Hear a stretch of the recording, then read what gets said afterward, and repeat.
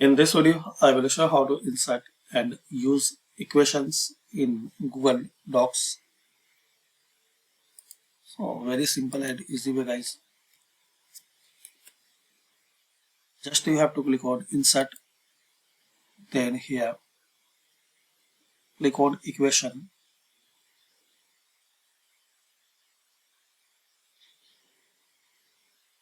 Now here you will see in this equation options.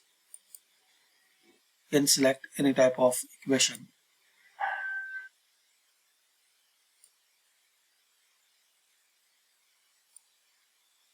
Any type of equation symbol.